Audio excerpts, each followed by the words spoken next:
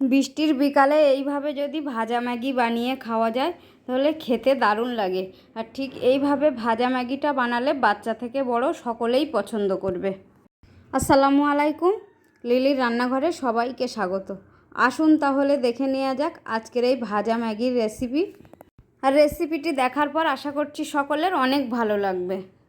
আর রেসিপিটি বানানোর জন্য প্রথমেই চুলাতে একটা পাত্রে কিছুটা জল বসিয়ে দিয়েছি। আর জলটা একটু গরম হয়ে গেলে এর মধ্যে দিয়ে দেব ম্যাগি।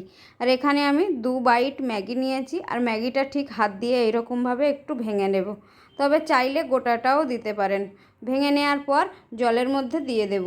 ম্যাগিটা জলের মধ্যে দিয়ে সিদ্ধ করে নেব। প্রথমে ম্যাগিটা সিদ্ধ করার সময় একটু লক্ষ্য রাখতে হবে তে খুব বেশি সিদ্ধ না হয়ে যায়। খুব বেশি সিদ্ধ হয়ে গেলে ম্যাগিটা খেতে আর ভালো লাগবে না। তো ম্যাগিটা আমার সিদ্ধ করে নেওয়া হয়ে গেছে। এবার এইরকম একটা চুপড়ির মধ্যে ঢেলে দেব। চুপড়ির মধ্যে ঢেলে দেওয়ার সঙ্গে সঙ্গে আমি ঠান্ডা জলে ধুয়ে নেব। আর ম্যাগিটা সিদ্ধ করার সঙ্গে সঙ্গে ঠান্ডা জলে ধুয়ে নিলে ম্যাগিটা আর কোনোভাবেই জড়িয়ে যাবে না। ম্যাগিটা হবে একদম ঝরঝরা আর একটা একটা। তো ম্যাগিটাকে খুব ভালোভাবে ঠান্ডা জলে ধুয়ে নিয়েছি। এবার চলে এলাম চুলাতে একটা প্যান বসিয়েছি। আর প্যানের মধ্যে কিছুটা পরিমাণ দিয়ে দিলাম সাদা তেল। আর তেলটা একটু ভালো মতো গরম হয়ে গেলে প্রথমেই এর মধ্যে আমি দিয়ে দেব বড় সাইজের একটা পেঁয়াজ কুচি, আর দিয়ে দেব কিছুটা কাঁচা লঙ্কা কুচি। এবার এগুলো নেড়েচেড়ে একটু ভেজে নেব, এগুলোর কাঁচা গন্ধ চলে যাওয়া পর্যন্ত। আর ঠিক এভাবে ভেজে নেওয়া হয়ে গেলে এবার এর মধ্যে দিয়ে দেব কুচিয়ে রাখা টমেটো, আর দিয়ে দেব স্বাদ মতো লবণ। আর লবণটা একটু বুঝে দিতে হবে, কেননা ম্যাগি মশলার মধ্যে লবণ থাকে। যেহেতু আমি এখানে ডিম ব্যবহার করব সেই কারণেই আমি লবণটা দিয়েছি। তো একটুখানি নেড়েচেড়ে ভেজে নেওয়ার পর এর মধ্যে দিয়ে দিলাম অল্প একটু গোলমরিচ গুঁড়ো। দেওয়ার পর আবারও নেড়েচেড়ে ঠিক এভাবে ভেজে নিলাম।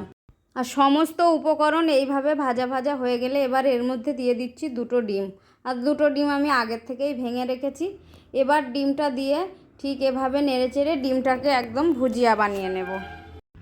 ম্যাগি কিন্তু সকলেই রান্না করতে পারে। তো ম্যাগি অনেকে অনেক রকমভাবেই বানায়, আর আমি যেভাবে বানিয়েছি সেটাই আপনাদের সঙ্গে শেয়ার করলাম। এটা খেতে কিন্তু দুর্দান্ত হয়, এইভাবে একবার বানিয়ে দেখুন। তো ডিমের ভুজিয়াটা খুব ভালোভাবে বানানো হয়ে গেলে এবার এর মধ্যে দিয়ে দিলাম 2 প্যাকেট ম্যাগি মশলা। যেহেতু আমার 2 বাইট ম্যাগি আছে তাই জন্যে 2 প্যাকেট ম্যাগি মশলা ইউজ করেছি। আর দিয়ে দিলাম কিছুটা কুচনো ধনেপাতা। এবার এই ম্যাগি মশলাটা এই সমস্ত উপকরণের সঙ্গে একটু নেড়েচেড়ে ভালোভাবে মিশিয়ে নেব। নেওয়ার পর এর মধ্যে এবার দিয়ে দেব সিদ্ধ করে রাখা ম্যাগিটা। আর এই দেখুন ম্যাগিটা কতটা ঝরঝরে হয়েছে, একদম একটা একটা, কোনোভাবেই একটার সঙ্গে একটা লেগে যাচ্ছে না। তো এবার এই ম্যাগিটা দেওয়ার পর নেড়েচেড়ে খুব ভালোভাবে ভেজে নিতে হবে। এভাবে ভাজা ভাজা করে নিলেই ভাজা ম্যাগি একদম রেডি। তো বন্ধুরা দেখুন ভাজা ম্যাগিটা একবারেই রেডি হয়ে গেছে। আর দেখতে কতটা লোভনীয় হয়েছে, আর কালারটা কত সুন্দর হয়েছে। ঠিক এই পদ্ধতিতে একবার ম্যাগি বানিয়ে দেখুন, বাচ্চা থেকে বড় সকলেই পছন্দ করবে এই ম্যাগির এই রেসিপিটি। তো এবার একটা প্লেটের মধ্যে সার্ভ করে নেব। আর বন্ধুরা আমার এই রেসিপি যদি ভালো লেগে থাকে লাইক কমেন্ট শেয়ার করতে ভুলবেন না। সঙ্গে চ্যানেলটিকে সাবস্ক্রাইব করে আমার পাশে থাকার অনুরোধ রইল। আর পাশে থাকা বেল নোটিফিকেশানটি অবশ্যই অল করতে ভুলবেন না, এইরকম ভালো ভালো রান্নার নোটিফিকেশান সবার আগে পাওয়ার জন্যে। আর যে সকল বন্ধুরা ফেসবুক পেজ থেকে দেখছেন অবশ্যই পেজটি ফলো দিয়ে রাখার অনুরোধ রইল।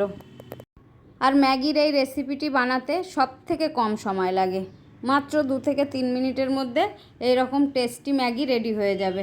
আর উপকরণ কিন্তু খুবই কম লাগবে, সেটা তো আপনারা দেখেছেন কতটা উপকরণ দিয়ে বানানো।